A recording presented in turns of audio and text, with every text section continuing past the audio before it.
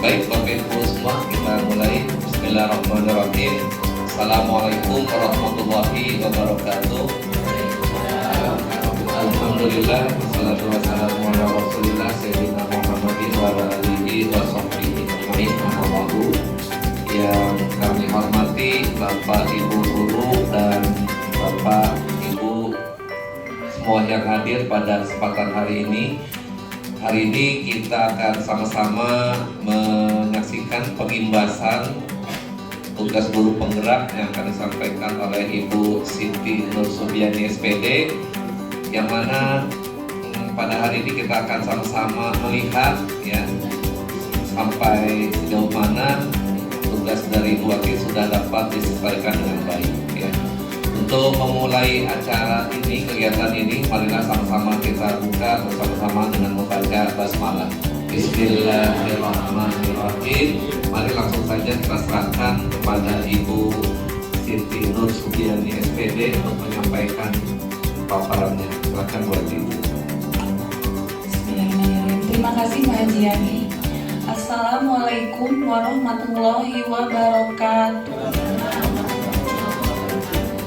Bapak Ibu, rekan-rekan kerja, Bapak Hajiani selaku Wakil Kurikulum SMP Negeri 271 Jakarta, yang saya hormati Ibu Haji Namiro Sapras SMP Negeri 271 Jakarta, dan yang saya hormati Bapak Beni Chandra Papa sebagai Wakil Siswaan SMP Negeri 271 Jakarta, Bapak Ibu staf dan teman-teman yang saya cintai dan saya banggakan. Terima kasih buat waktu yang diberikan kepada saya dan waktu yang diberikan kepada yang jelas saya juga di sini sebenarnya Bapak Hajiani ini pengalaman yang jadi kebetulan saya ini mengikuti program pendidikan guru penggerak. Nah, ini video tugas yang ketiga. Jadi saya diminta untuk melakukan pengimbasan di materi modul 1.4 tentang budaya positif. Nah, ini akan saya imbasin pada Bapak Ibu. Oke Bapak Ibu, langsung aja ya.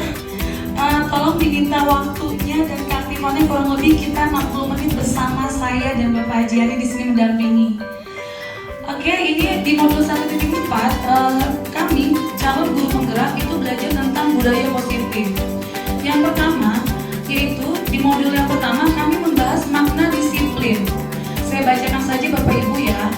Dalam budaya kita, makna kata disiplin dimaknai menjadi sesuatu yang dilakukan seseorang pada orang lain untuk mendapatkan kepatuhan. Kita cenderung menghubungkan kata disiplin dengan ketidaknyamanan. Jadi kalau orang dengar kata disiplin itu kayak aduh disiplin apa ya gitu loh. Nah, dengan kata lain, seseorang yang memiliki disiplin diri berarti mereka bisa bertanggung jawab terhadap apa yang dilakukannya, karena mereka mendasarkan tindakan mereka pada nilai-nilai kebajikan universal. Nah, kita sebagai pendidik, itu tujuan kita adalah menciptakan anak-anak yang memiliki disiplin diri sehingga mereka bisa berperilaku dengan mengacu pada nilai-nilai kebajikan universal dan memiliki motivasi intrinsik, bukan ekstrinsik. Nanti kita pelajari apa sih itu.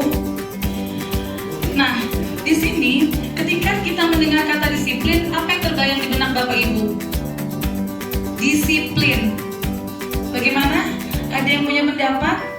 Apa yang terlintas di pikiran Bapak Ibu? Bagaimana Ibu Tuti? Boleh? Galak. Disiplin itu galak. Nah, itulah. Betul.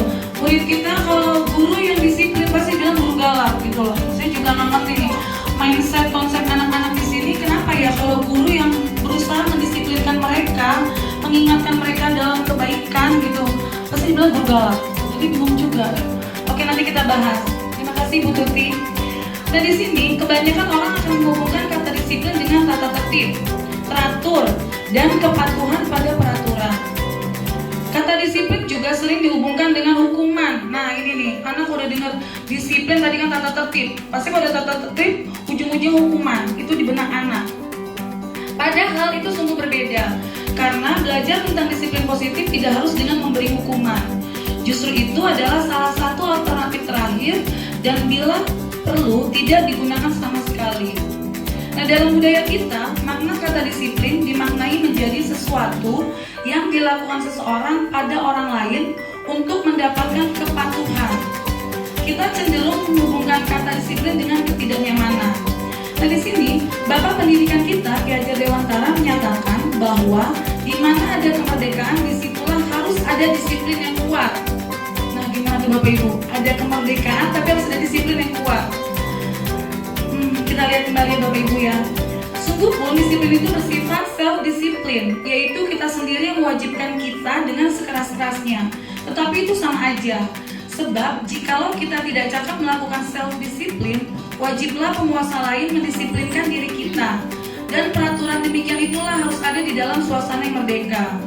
Nah, di sini Ki Hajar Dewantara itu menyatakan bahwa untuk mencapai kemerdekaan atau dalam konteks pendidikan kita saat ini, untuk menciptakan murid yang merdeka, syarat utamanya adalah harus ada disiplin yang kuat. Nah, berarti modal itu disiplin yang kuat. Disiplin yang dimaksud di sini yaitu disiplin diri yang memiliki motivasi internal, bukan eksternal. Jadi, jika kita tidak memiliki motivasi internal, maka kita memerlukan pihak lain untuk mendisiplinkan kita atau motivasi eksternal, karena berasal dari luar, bukan dari dalam diri kita sendiri. Itu Bapak Ibu. Nah, di sini nih, ini untuk renungan buat kita sih. Sebagai seorang pendidik, saat kita perlu hadir di suatu pelatihan nih, kita hadir di suatu pelatihan. Motivasi apa sih mendasari tindakan kita nih? Apakah kita hadir karena kita ingin ditegur oleh pihak panitia atau pengawas dan mendapatkan surat teguran? Nah, di situ artinya itu menghindari ketidaknyamanan atau hukuman.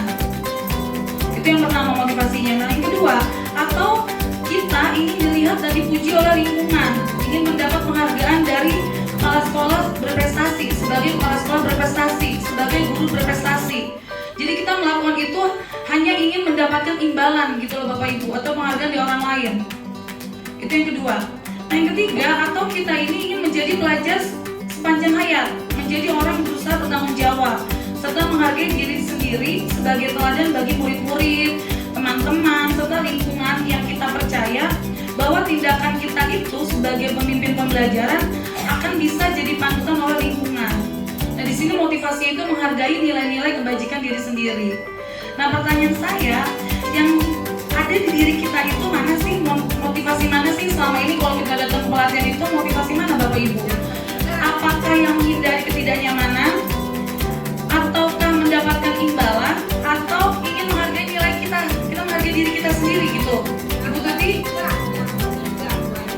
Yang ketiga, iya. Yang lain bagaimana? Pada lari?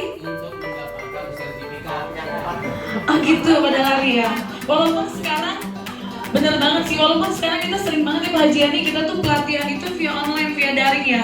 Saya juga gitu Pak, pada lari, kadang ikut, ya udah, yang lain kadang dimatiin off video, udah tinggal ujung-ujungnya terakhir saya nongol lagi, cari link pengisian sertifikat gitu sih.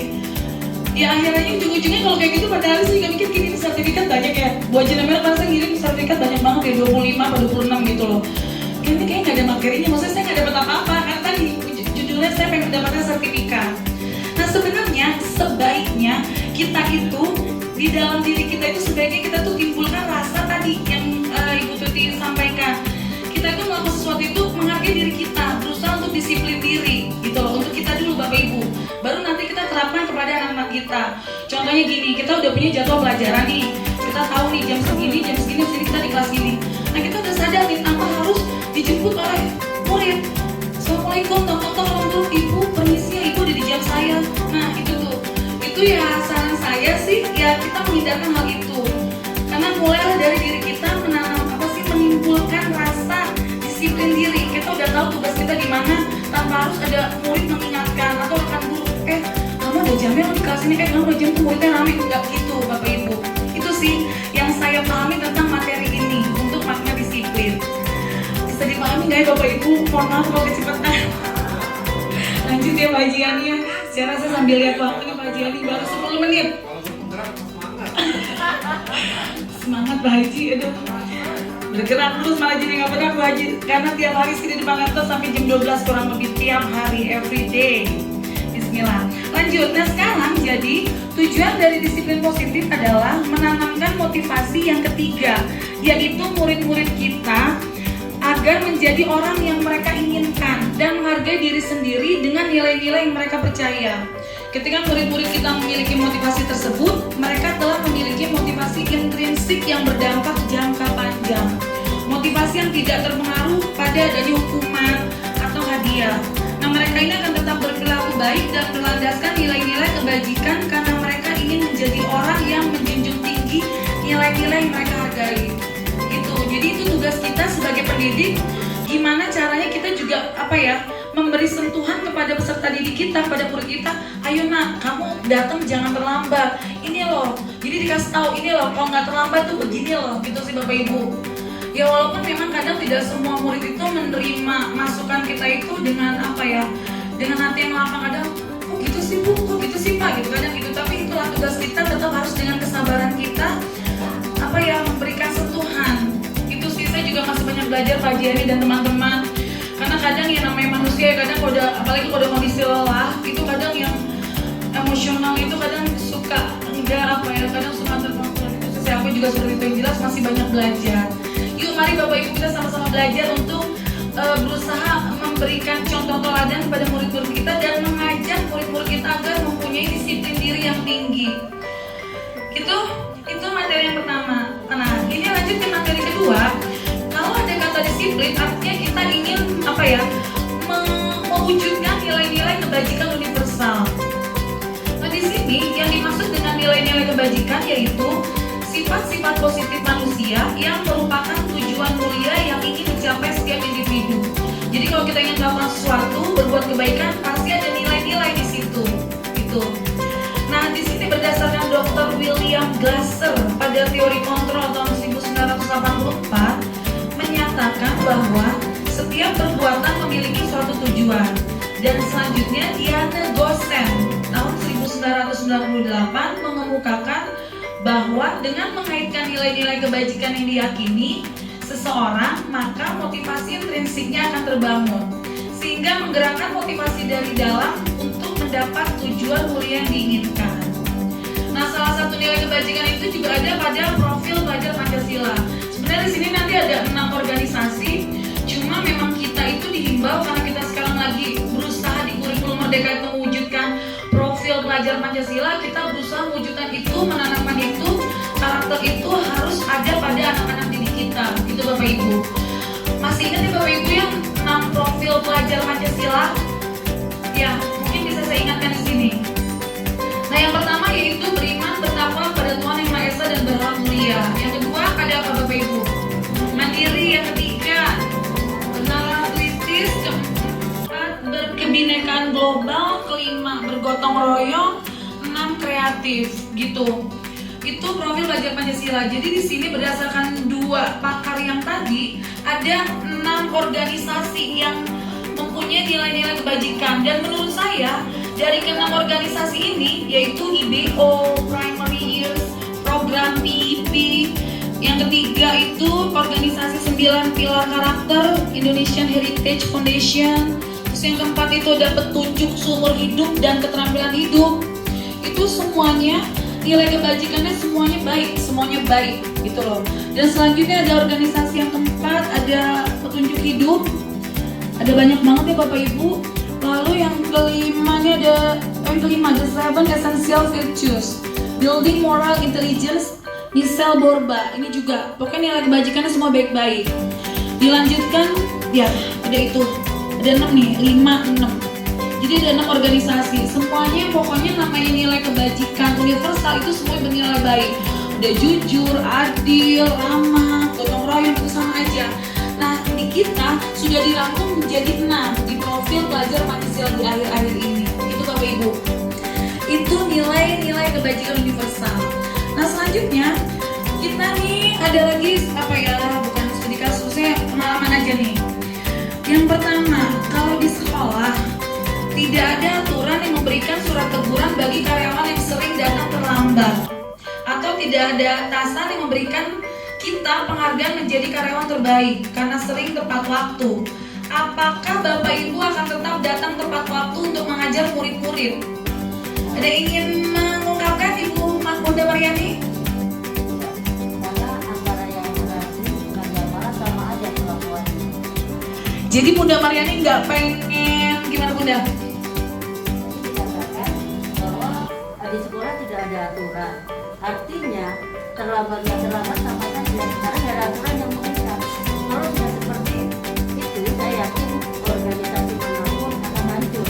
Karena satu, tidak ada kedisiplinan, tidak ada aturan yang mengikat pada pegawai dan karyawan.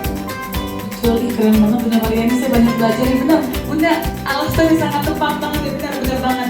Jadi berarti kesimpulan Bunda Mariani mungkin kalau namanya di suatu organisasi yang paling utama itu memang harus ada peraturan ya, tata tertib, atau istilah sekarang nanti ada di materi saya berikutnya yaitu keyakinan atau kesepakatan gitu. Jadi sekarang bahasanya itu bukan tata tertib tapi keyakinan atau kesepakatan gitu. Keren Bunda, makasih banyak, saya malah banyak nambah wawasan nih. Yang kedua, nah menurut Bapak Ibu, tadi kan ada 3 jenis motivasi tuh yang tadi di merah-merahin, masih ingat nggak yang tadi tuh? Nah itu motivasi mana sih yang saat ini paling banyak mendasari perilaku murid-murid kita di sekolah? Apakah pengen dapat hadiah? Atau ini nih, tadi mana ya? Nih, atau menghindari ketidaknyamanan karena nggak pengen dihukum aja dia ngelakuin sesuatu itu? Atau karena pengen dapat imbalan atau hadiah? Atau karena ingin, emang dia ngelakuin itu mendasar apa ya? Dari diri dia sendiri. Dia itu menghargai diri sendiri. Menurut Bapak Ibu di murid-murid kita tuh gimana kondisinya mayoritas?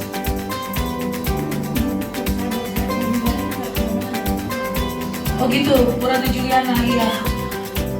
Boleh menjelaskan Bu Ratu?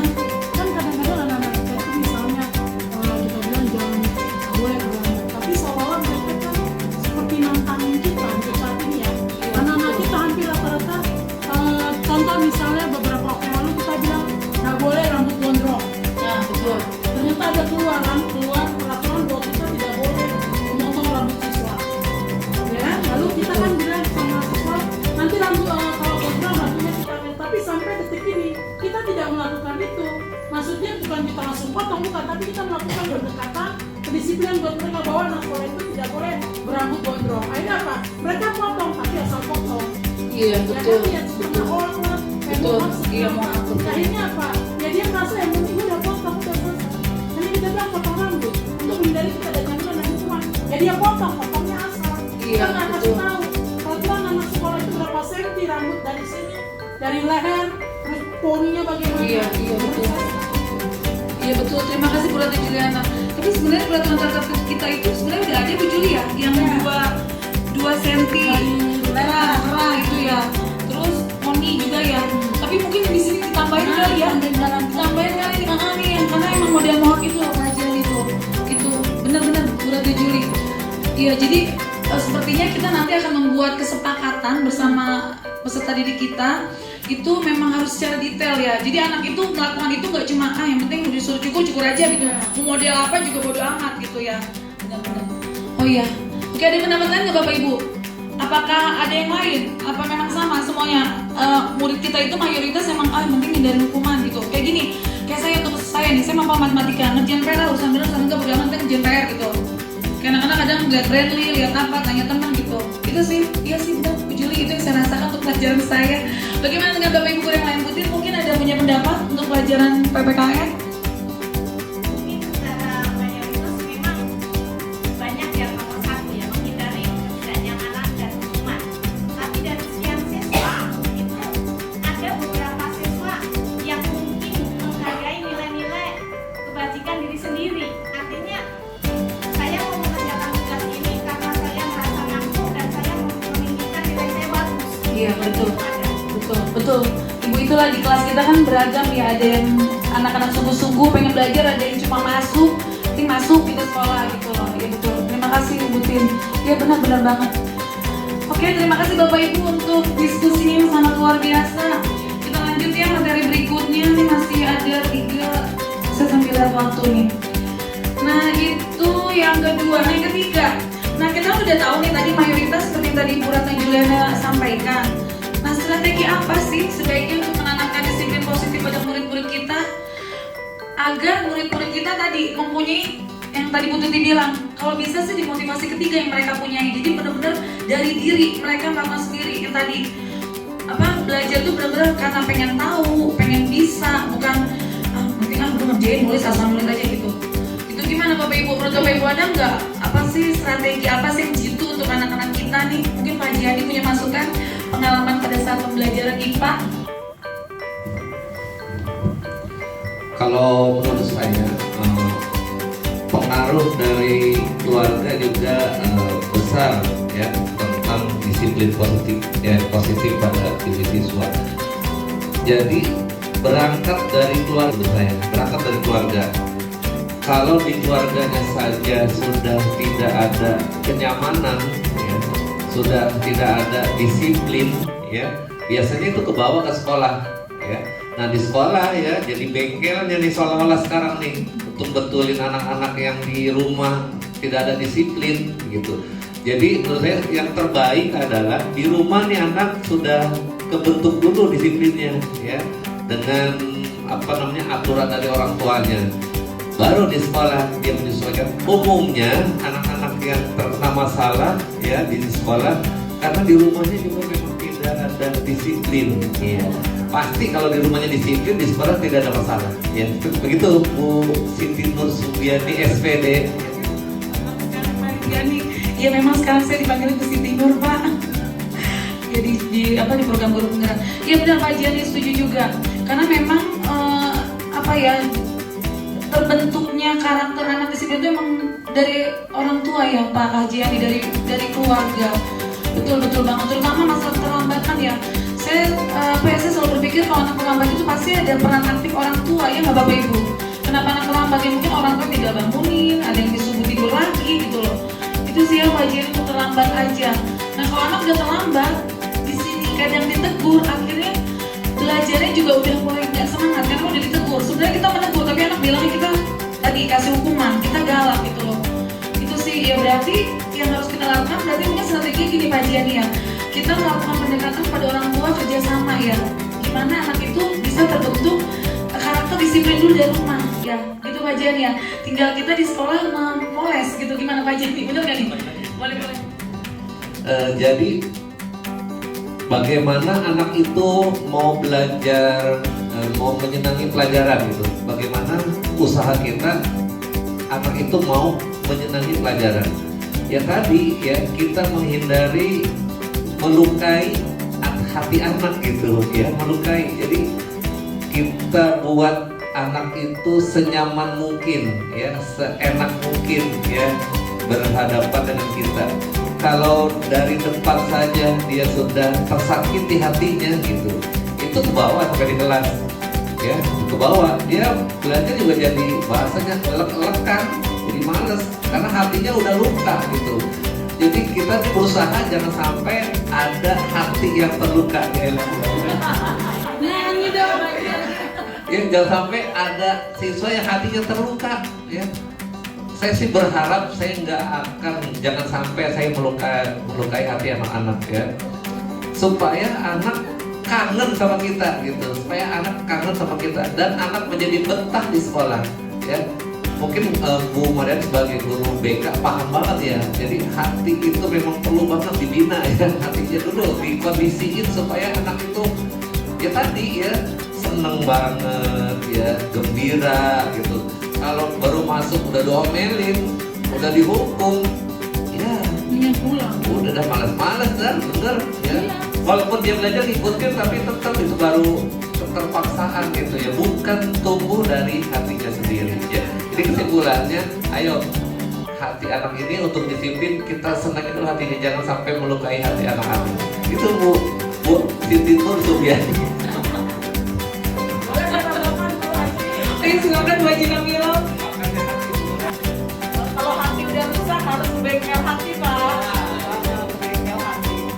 Kalau menurut saya strategi apa yang selama ini ada terapkan untuk menanamkan disiplin positif? Tadi mengenai motivasi disiplin ada dua, intrinsik dan ekstrinsik ya. Yang paling harus kita kembangkan adalah intrinsik karena itu dari dalam dan ini akan mengangkat panjang gitu ya, nggak perlu adanya harus ada hukuman yang dalam sehingga anak sudah terdisiplin dengan sendirinya. Strategi apa yang paling sebenarnya segala perbuatan positif apapun itu, mau kejujuran, mau tanggung jawab, mau yang ini misalnya disiplin, yang paling penting adalah faktor paling penting adalah teladan. Kalau menurut saya itu teladan dulu harus ada teladan, harus ada contoh dulu yang bisa dicontoh oleh anak-anak. Apalagi anak-anak adalah dalam walaupun usia berapapun, dia itu akan selalu meniru. Dia lihat dia aja begitu, masa saya harus begini. Dia aja seperti itu, masa saya harus begini. Jadi adalah yang paling terpenting adalah teladan dulu. Jadi kita dulu sebenarnya yang harus bisa melihat itu, sehingga akhirnya salah satunya walaupun nanti akan banyak faktor lagi untuk dalam menyampaikan strategi ini. Tapi yang paling utama kalau saya lihat sih itu adalah sebuah usulan sana yang mungkin yang usulan sana atau contoh itu nggak mesti ada di guru. Tadi Pak Edi juga ada benar bahwa usulan itu harus dilihat juga dari keluarganya, dari orang tuanya. Ya, ketika misalnya dalam Islam kan disiplin itu misalnya gimana nih cara strateginya dengan anak melakukan sholat 5 waktu tepat waktu, itu adalah salah satu cara untuk mendisiplinkan anak dengan tepat waktu, sholat 5 waktu dengan tepat waktu, itu salah satu cara menurut saya. Demikian disiplin tersebut. Terima kasih Bu Haji Namiro, kayaknya udah lengkap banget ya. Udah nggak usah disimpulin ya Pak Haji ya. Dari Pak Haji udah oke, Pak Haji Ahmad Yani, Ibu Haji Namiro. Oke, kita lanjut ke materi berikutnya. Bapak Ibu masih semangat ya, sebentar lagi materi berikutnya itu tentang teori motivasi, hukuman, penghargaan, dan restitusi. Motivasi perilaku manusia. Menurut Diani Gosen dalam bukunya Restructuring School Discipline menyatakan ada 3 motivasi perilaku manusia, yaitu yang tadi, menghindari ketidaknyamanan, mendapatkan imbalan, dan menjadi orang yang mereka inginkan untuk menghargai diri sendiri dengan nilai-nilai yang mereka percaya.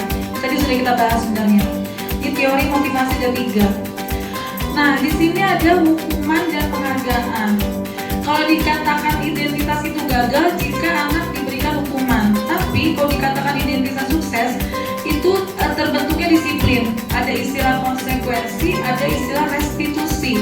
Kalau hukuman itu anak itu gini, jadi dia tuh nggak siap, misalkan datang terlambat, dia pikir nyantai aja, tapi kan sekolah gitu udah disiplin banget, dia udah ketat peraturannya, dihukum. Anak ini ngerasa, kok gue dihukum ya gitu, padahal sebenarnya dia, enggak orang gue belum telat gitu, cuma 5 menit gitu. Tapi padahal waktu 5 menit itu berarti gitu Bapak Ibu, itu hukuman. Jadi anak ini nggak siap, pengen dikasih teguran, dia ngerasa nih gue dihukum gitu loh. Nah kalau konsekuensi, anak ini tahu dia berbuat salah, dia tahu apa konsekuensinya, apa akibatnya kalau dia melakukan itu. Bisa dipahami nggak Bapak Ibu? Saya juga memaknai materi ini juga seperti itu sih, masih ada nih hukuman, konsekuensi, restitusi gitu loh. Jadi hukuman itu kayak gitu tadi, anak nggak siap, dia dihukum, dia ngerasa benar tapi kok gue dihukum sih gitu. Tapi kalau di konsekuensi, anak itu tahu dia salah, jadi dia pun tahu konsekuensinya apa sih gitu. Ya itu kedua. Nah kalau restitusi, di restitusi ini nanti kita sebagai pendidik kita memberikan solusi terbaik, memberikan jalan keluar. Nanti maka di materi terakhir itu ada istilah segitiga restitusi. Nanti Bapak Ibu bisa juga melihat hasil syuting saya bersama anak 7A untuk di studi kasus masalah segitiga restitusi gitu. Itu bedanya hukuman, konsekuensi, dan restitusi. Itu nanti kalau dibaca panjang banget. Nah ini restitusi, ini yang paling penting itu kita sebagai pendidik harus bisa menyelesaikan masalah anak dengan cara restitusi, bukan dengan cara hukuman ataupun dengan cara konsekuensi. Nah di sini restitusi itu adalah proses menciptakan kondisi bagi murid untuk memperbaiki kesalahan mereka, sehingga mereka bisa kembali pada kelompok mereka dengan karakter yang lebih kuat. Itu berdasarkan Gosen, kata Gosen tahun 2004. Lalu, restitusi juga adalah proses kolaboratif yang mengajarkan murid untuk mencari solusi untuk masalah dan membantu murid berpikir tentang orang seperti apa yang mereka inginkan dan bagaimana mereka harus memperlakukan orang lain. Itu kata Charlson Gosen di tahun 1996. Nah di sini restitusi itu tujuannya itu membantu murid menjadi lebih memiliki tujuan, disiplin positif, dan memulihkan dirinya setelah berbuat salah. Penekanannya bukanlah pada bagaimana berperilaku untuk menyenangkan orang lain atau menghindari ketidaknyamanan, namun tujuannya adalah menjadi orang yang menghargai nilai-nilai kebajikan yang mereka percayai. Gitu Bapak Ibu. Jadi gini loh, kita sebagai pendidik itu diminta untuk menyelesaikan masalah memakai segitiga restitusi. Jadi kita tanya dulu, kenapa kamu melakukan ini? Kenapa begini? Terus menurut kamu baik apa enggak? Terus kita memberikan pengalaman gitu. Nanti kita dihimbau sebagai pendidik sebaiknya seperti itu. Nah, untuk ke situ agar tidak terjadi anak melanggar atau tidak mematuhi tata tertib, yang sekarang kan judulnya masih tata tertib ya, kita buatlah dulu keyakinan kelas atau kesepakatan kelas. Sebenarnya ini sama aja Bapak Ibu, sama dengan tata tertib, cuma bedanya kalau di keyakinan kelas atau kesepakatan kelas itu tidak boleh ada kalimat negatif. Jangan, tidak, itu nggak boleh gitu loh.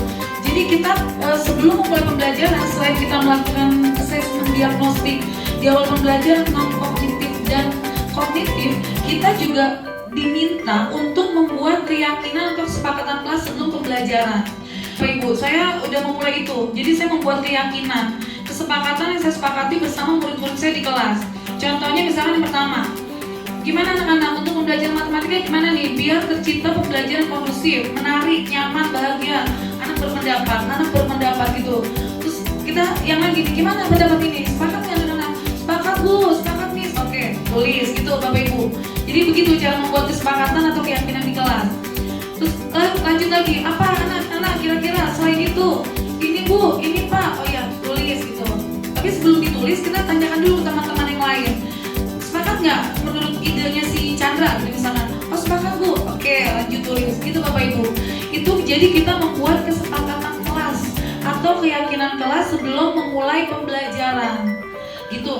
Nah, ingat-ingat di dalam membuat kesepakatan atau keyakinan kelas itu tidak membawa kata-kata negatif, jangan, dilarang, tidak boleh gitu loh. Itu ya Bapak Ibu ya. Bisa dilanjut materi berikutnya nih, baru modul 2.3. Nah, sekarang kita sebagai manusia itu kita mempunyai kebutuhan dasar manusia dan dunia berkualitas. Di sini kebutuhan dasar manusia itu sebenarnya ada 5 berdasarkan materi ini. Yaitu ada kebutuhan kasih sayang dan rasa diterima, bertahan hidup, penguasaan, kesenangan, dan kebebasan. Nah, di sini ada dunia berkualitas. Dunia berkualitas yaitu tempat khusus dalam pikiran kita di mana tempat tersebut bisa menyimpan gambaran representasi dari semua yang kita inginkan. Bisa berisi orang-orang, hal-hal dan apa saja yang terbaik dalam hidup kita, dan membuat kita merasa bahagia dan terpenuhi kebutuhan dasar kita. Itu dunia berkualitas. Selanjutnya nanti bisa dibaca di sini ya Bapak Ibu ya. Itu dunia berkualitas. Nah, sekarang kita masuk ke ini. Kita sebagai pendidik itu sebaiknya bisa menempatkan jika ada masalah di dalam pembelajaran kita sebaiknya bisa memposisikan diri kita dalam 5 posisi kontrol sebaiknya, tapi dilihat kondisinya. Nah, dihimbau kita mempunyai posisi kontrol yang sebagai manajer, bukan sebagai penghukum, bukan sebagai pembuat merasa bersalah, bukan sebagai teman, bukan sebagai pemantau, tapi kita diharapkan sebagai pendidik itu kita punya posisi kontrol sebagai manajer. Nah, kita lihat apa sih 5 posisi kontrol berdasarkan teori kontrol dari Dr. William Glasser. Nah, di sini Gosen berkesimpulan ada 5 posisi kontrol yang diterapkan oleh seorang guru, orang tua, ataupun atasan dalam melakukan kontrol. Nah, yang pertama itu posisi kontrol itu penghukum. Ciri seorang pendidik yang dikatakan sebagai penghukum yaitu dia biasa menggunakan hukuman fisik maupun verbal, itu sebagai penghukum. Nah, kalau yang sebagai posisi kontrol pembuat merasa bersalah, itu posisi ini biasanya guru akan bersuara lebih lembut. Pembuat rasa bersalah akan menggunakan keningan yang membuat orang lain merasa tidak nyaman, bersalah atau rendah diri. Itu jadi kita nanya, merasa menurut kamu yang kamu lakukan salah atau pidana? Gitu. Kira-kira kayak gitulah pertanyaannya. Jadi kita menurut kamu benar nggak yang kamu lakukan itu? Jadi kita membuat peserta didik kita, muridnya itu merasa yang dia lakukan itu bersalah gitu. Itu kalau tipe pendidik yang mempunyai posisi kontrol sebagai pembuat merasa bersalah. Lalu yang di posisi ketiga yaitu kita menempatkan diri kita sebagai posisi teman. Nah, sebagai posisi teman itu yaitu Guru pada posisi ini tidak akan menyakiti murid, namun akan tetap berupaya mengontrol murid melalui persuasi. Posisi teman pada guru bisa negatif ataupun positif. Positif di sini berupa hubungan baik yang terjalin antara guru dan murid. Guru di posisi teman menggunakan hubungan baik dan humor untuk mempengaruhi seseorang. Jadi gini, kalau di posisi teman itu kita berusaha menempatkan gini. Misalkan anak melakukan kesalahan, Bapak Ibu bisa bicara gini, saya juga dulu pernah kok melakukan hal itu, gitu. Karena kan kita juga pernah muda kan, kita pernah sekolah, dan pada saat kita sekolah pun kita nggak selalu jadi anak yang selalu baik, gitu kan Bapak Ibu ya. Jadi kita berusaha menjadikan murid kita di dalam masalah dia, kita berusaha menjadikan diri kita sebagai teman. Jadi kita bilang juga di awal, Ibu juga pernah kok dulu melakukan hal itu, nah, tapi tolong nanti tidak diulangi ya nak, cukup kita pernah melakukan sekali dan selanjutnya untuk menjadi lebih baik. Itu kalau kita memposisikan diri kita sebagai teman. Tapi di posisi yang keempat, kalau kita sebagai pemantau, itu kita hanya mengawasi. Nah, pada saat kita mengawasi, kita bertanggung jawab atas perilaku orang-orang yang kita awasi. Posisi pemantau berdasarkan pada peraturan-peraturan dan konsekuensi. Dengan menggunakan saksi atau konsekuensi, kita dapat memisahkan hubungan pribadi kita dengan murid sebagai seseorang yang menjalankan posisi pemantau. Jadi gini Bapak Ibu, yang saya pahami pengertian pemantau ini, kita tuh cuma ngelihat dari jauh, kita cuma ngawasin. Tapi yang kita awasin itu kita berdasarkan kesepakatan kelas yang sudah kita buat. Gitu. Jadi kita cuma awasin anak, benar nggak sih? Oh, kesepakatan kelas gini, kita cuma mantau. Itu kalau kita sebagai pemantau. Tapi yang tadi saya bilang di awal, kita Bapak Ibu guru dihimbau sebaiknya selalu memposisikan sebagai manajer dalam menangani masalah-masalah yang ada dalam proses pembelajaran kita. Nah, sebagai manajer tuh kayak gini nih. Manajer itu adalah posisi di mana guru berbuat sesuatu bersama dengan murid, mempersilahkan murid mempertanggungjawabkan perilakunya, mendukung murid agar dapat menemukan solusi atas permasalahannya sendiri. Nah, seorang manajer itu telah memiliki keterampilan di posisi teman maupun pemantau, dan dengan demikian bisa jadi di waktu-waktu tertentu kembali kepada kedua posisi tersebut bila diperlukan. Namun, bila kita menginginkan murid-murid kita menjadi manusia merdeka, mandiri, dan bertanggung jawab, maka kita perlu mengacu kepada restitusi yang dapat menjadikan murid kita sebagai seorang manajer bagi dirinya sendiri. Nah, di posisi manajer ini, murid kita ajak untuk menganalisis kebutuhan dirinya maupun kebutuhan orang lain. Nah, di sini penekanannya bukan hanya pada kemampuan membuat konsekuensi, namun dapat berkolaborasi dengan murid bagaimana memperbaiki kesalahan yang ada. Gitu Bapak Ibu. Jadi kalau di manajer ini kita bisa memposisikan semuanya lengkap.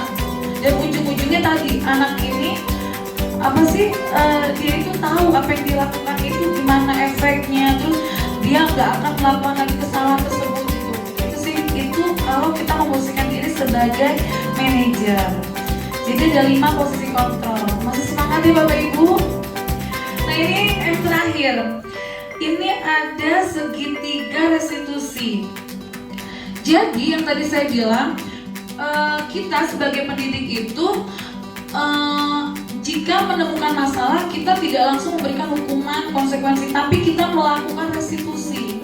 Di sini ada segitiga restitusi. Yang pertama langkahnya atau stepnya itu menstabilkan identitas. Yang kedua validasi tindakan yang salah. Nah, yang ketiga menanyakan keyakinan. Ini kelihatan nggak ya slide-nya Bapak Ibu ya? Di sini ada segitiga. Yang pertama kita itu keyakinan kelas apa yang telah kita sepakati. Jadi kita nanyain dulu nih. Kita kan tadi di awal diminta untuk membuat keyakinan kelas nih atau kesepakatan kelas. Ditanya dulu nih kalau anak sudah berbuat kesalahan atau melanggar. Terus yang kedua, kamu ingin menjadi orang seperti apa sih? Gitu. Kita tanya dengan pendekatan kita baik-baik. Terus kamu bukan satu-satunya yang pernah melakukan ini. Yang tadi saya bilang, kita berusaha sebagai teman, kita juga pernah loh melakukan hal itu. Gitu. Terus yang keempat, setiap orang pasti pernah melakukan kesalahan itu tadi. Lalu adakah cara yang lebih efektif untuk mendapatkan apa yang kamu butuhkan? Lalu kamu tentu punya alasan mengapa melakukan itu. Itu sih Bapak Ibu segitiga restitusi. Nah, ini saya akan mencoba menampilkan hasil saya menjadi seorang sutradara mendadak ada untuk melakukan segitiga restitusi. Semoga hasilnya bisa dilihat di YouTube saya, Bapak Ibu. Ini tentang segitiga restitusi. Jadi saya menyelesaikan ceritanya. Saya kan jadi sutradara, ceritanya Bapak Ibu nih. Saya membuat skenario. Anak mempunyai masalah, bagaimana saya sebagai seorang guru menyelesaikan masalah saya itu dengan segitiga restitusi. Itu selamat menyaksikan. Saya tonton dulu, ini ada berapa menit ya? Suaranya kedengeran nggak ya Bapak Ibu ya? Nggak kedengeran ya? Iya, nggak kedengeran. Gimana ya? Ini udah paling gede loh. Gimana ya Pak Chandra, bisa tolong bantu nggak? Harus pakai stiker ya, boleh ya? Atau Bapak Ibu bisa lihat link YouTube saya. Ini di modul 14A6. Nama channel YouTube-nya Siti Nursubiani. Alhamdulillah sudah 576 subscriber saya. Mungkin Bapak Ibu belum subscribe. Karena sini nggak ada ya bully. Nggak bisa ya bully Pak Beni. Ini hasil syuting saya bersama anak 7A modelnya. Ya nggak kedengeran ya. Terus ini juga nggak keluar ya Pak. Mungkin bisa nyetel masing-masing kali ya Bapak Ibu. Channel YouTube-nya Siti Nursubiani dari handphone boleh. Boleh nggak bisa bantu ya.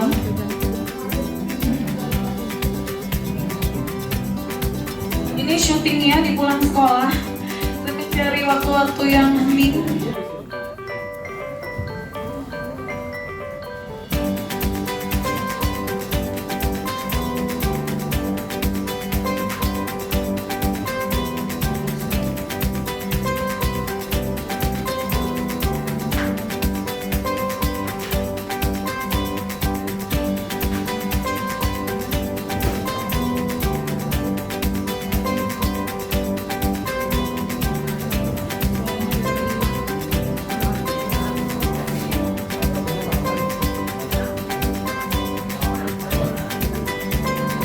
Bapak Ibu ya, dari mana ya? Bapak Ibu sambil nonton belum?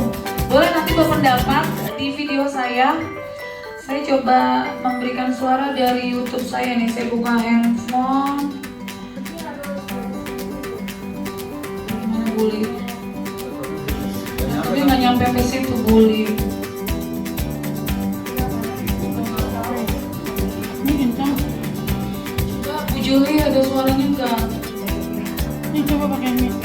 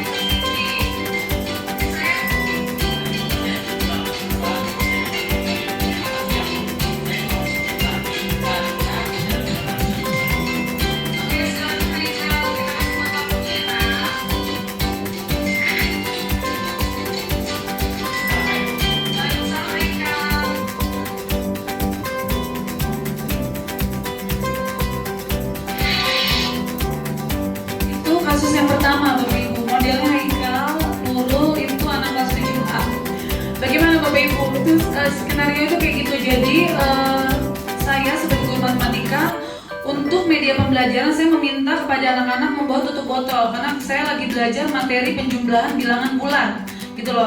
Itu media belajar tutup botol. Nah ternyata di skenario di awal nih ternyata itu si Haikal sama Raka pada saat jam istirahat mereka tipu-tipuan main tutup botol dan tutup botol itu mengenai matanya Raka. Itu latar belakangnya. Nah saya sebagai guru mapelnya saya memanggil itu sih tadi ceritanya kayak gitu. Nah itu yang sebaiknya kita lakukan jika kita menemui kasus pada anak-anak kita Bapak Ibu. Jadi ditanya baik-baik terus membuat dia merasa bersalah gitu-gitu. Ada nggak Bapak Ibu bisa mengklasifikasikan yang tadi segitiga restitusi kan ada 3 tuh. Yang saya ada di 3 poin itu. Ataupun nanti aja sekalian ya.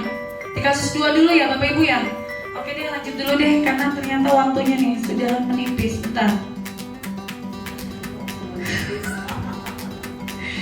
Sudah menjelang jam pulang Bu Haji. Ini video kedua.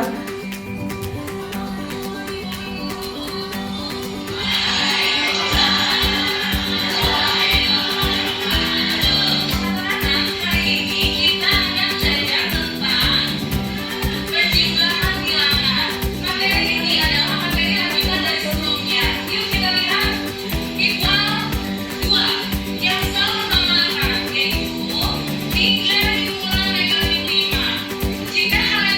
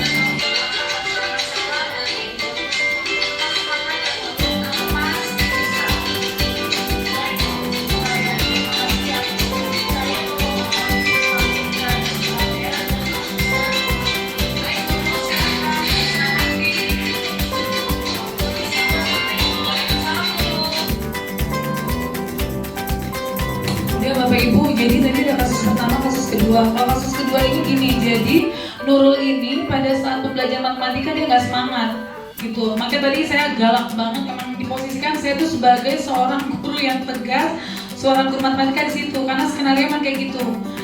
Ya udah, nah anak itu dipanggil, kita tanya baik-baik, kita melakukan segitiga restitusi. Makanya tadi kan ternyata musiknya terlalu besar ya dibanding itu ya dialognya ya.